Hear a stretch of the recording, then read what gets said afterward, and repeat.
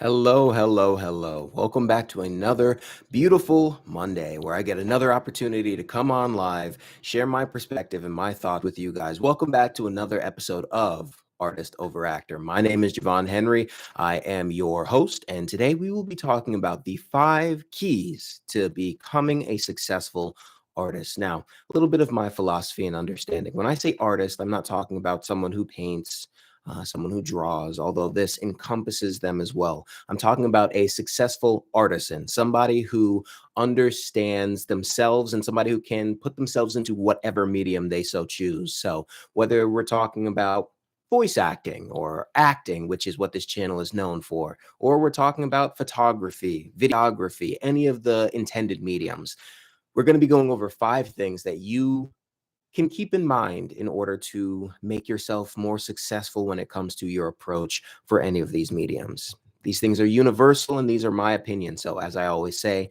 take what works for you, leave what doesn't. I hope that you guys learned something, and I'm always open to conversations in the comments down below. So, let's go ahead and just jump right in. The first thing that I always preach for understanding is self understanding, self awareness. Having an awareness of who you are as an individual is going to make you the best artist that you could possibly be. I know that people who have watched this channel time and time and time again have heard pretty much the same exact thing from me. I've been consistent with this ever since this channel has started. And that is your identity as an artist is what makes you successful in whatever medium it is that you do. Whether you are a musician, I'm a classically trained musician and I love romantic music. I love romantic music and exploring. So I have a very, very romantic take on whatever piece of music that I put into my repertoire. But if you go to somebody else who has more of a technical understanding, maybe they loved robotics and they loved data entry and they have more of a technical understanding, their sound is going to sound completely different, even though they might be playing the same exact solo that I am. So understanding that your approach to something is going to be what makes you an artist, and understanding who you are and having that better vision of the things that you love, the things that you love to do, the thing that you love to learn will give you a much more honed in approach on the actual art that you are making. So having a aware self-understanding is going to be one of the key things that sets you apart from anybody else in this genre, in this medium.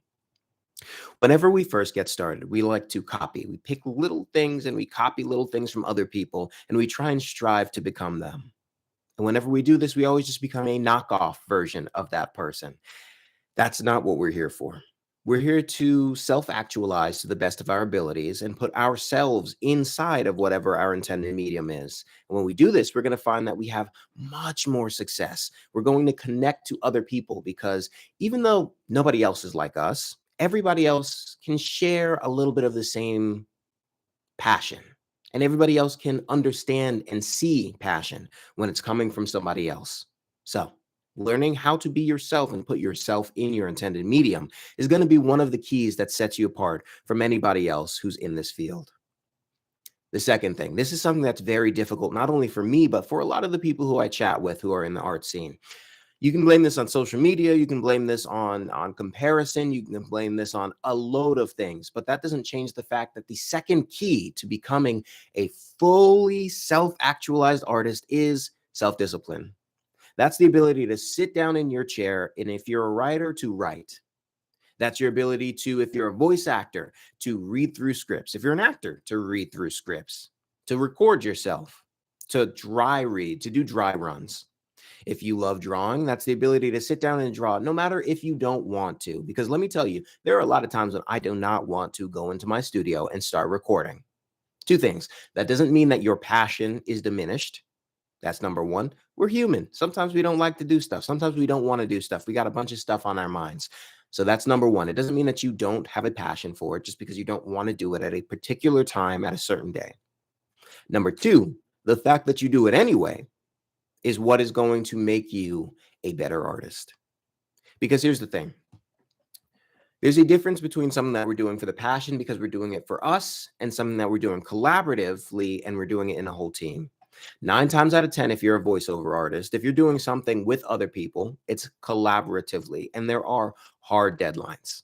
If you've ever done an audiobook project and there are 20,000 words for you to get through and you have to do that all in a month, it is less hinging on your voice acting side and more so hinging on your self-discipline side.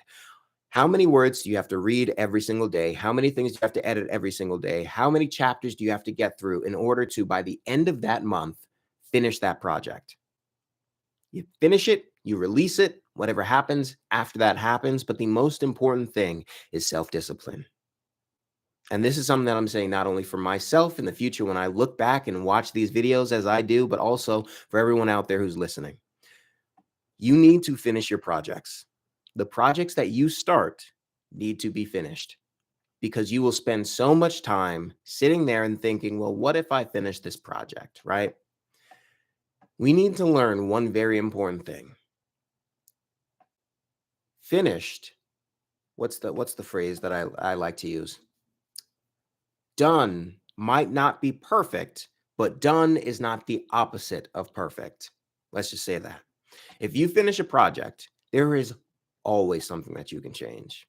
You can always change the color grade. You can always change the music. Maybe you can change the levels a little bit. Maybe you can add a different sound effect. Maybe you can go a little bit zanier with those voiceovers. Maybe you can subdue it and drop it back a little bit. Maybe you can do a little bit more swag. There's always something that you can do. And that's one of the biggest challenges and pitfalls of our jobs as artists. There's always something more that you can do.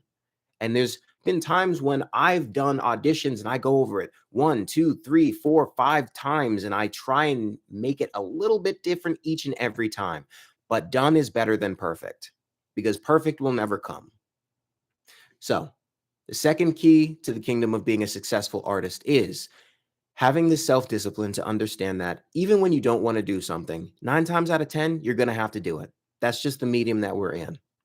And that 10th time, we should still do it because it makes good practice to actually finish the work that we've started. The third key to the kingdom, loving your medium. Now, there are a bunch of different things that we can do. There are a bunch of things that I do. I'm a classically trained musician, clarinetist. I am a photographer, a videographer.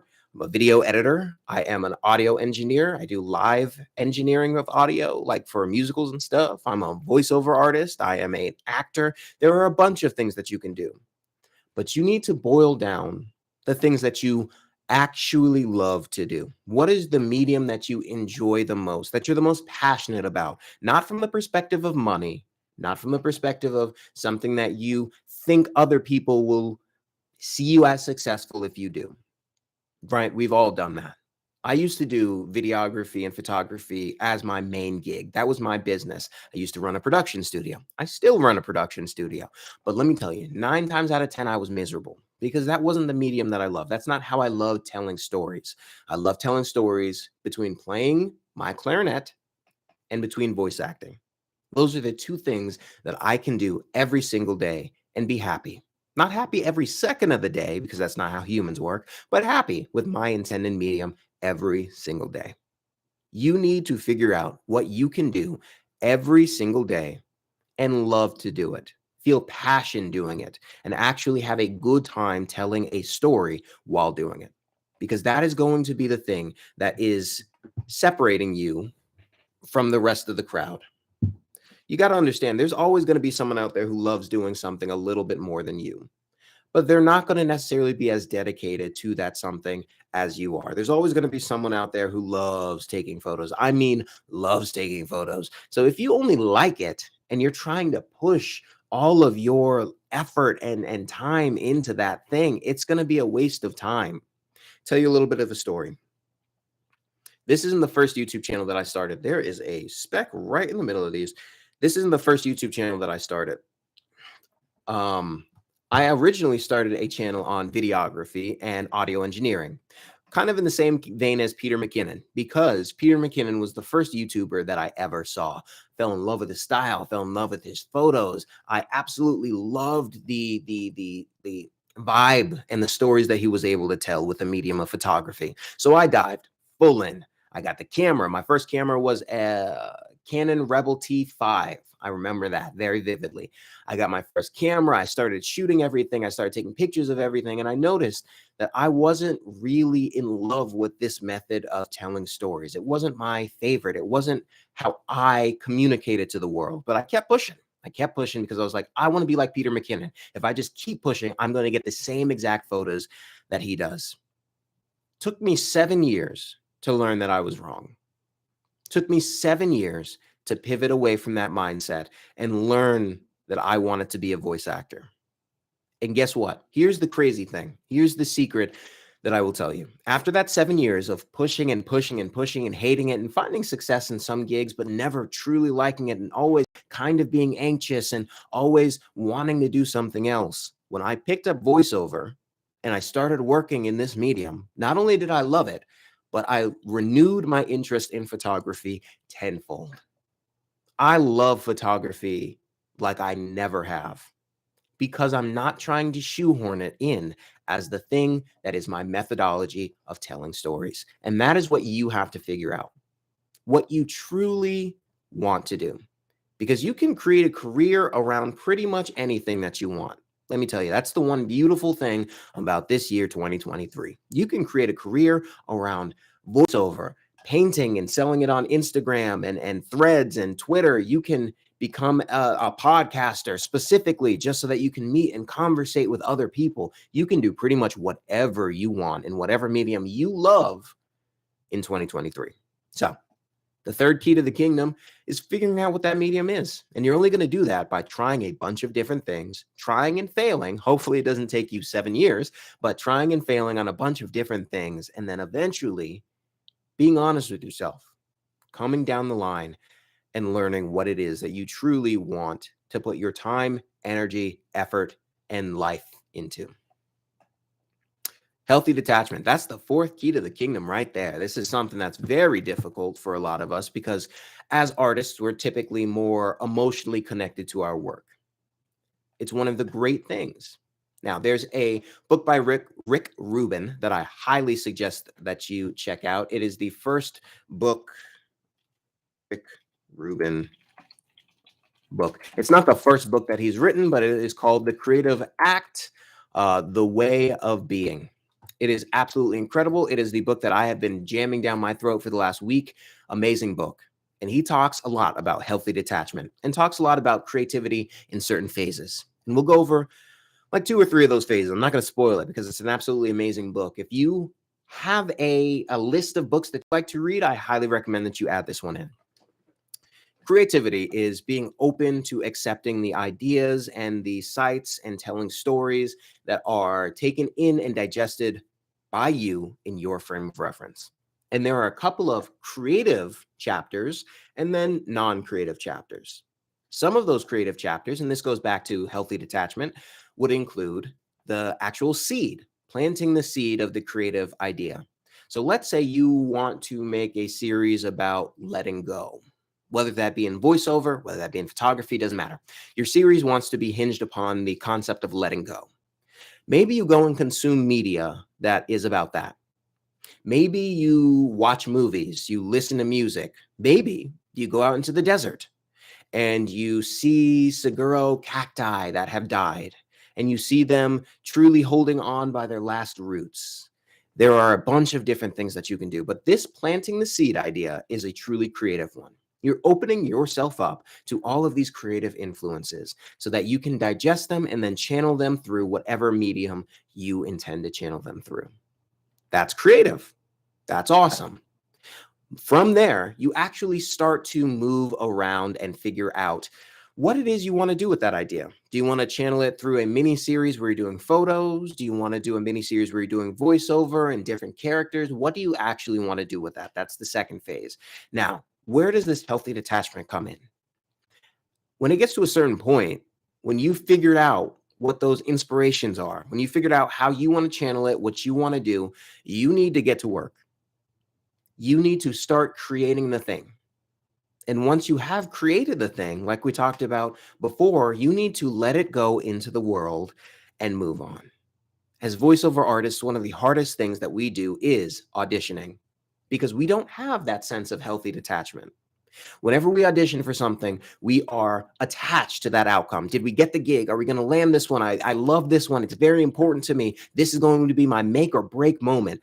But one thing that I want to convey and express is that there is no make or break moment when it comes to any of our creative endeavors. That is one of the most important things that I was never taught that I want to share with you guys. A body of work is going to be, at the end of the day, what tells your story. Every piece that you do is simply a stepping stone to add to the portfolio of your full body of work. If you look at it from that lens, a healthy sense of detachment is very easy. In this age, we typically get so attached to, oh, I need to do this because this is going to be my entrance point. This is going to be my make or break project. When at the end of the day, 95% of you probably found me from my vocal booth video. Very popular. It's got 64,000 views, something around there. It's one of the most, no, it is the most popular video on this channel. I do not define my channel by that video.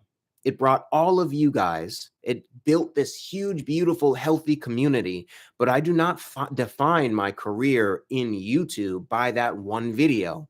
I will define it by all of these videos combined to create the cornerstone of what I wanted to convey.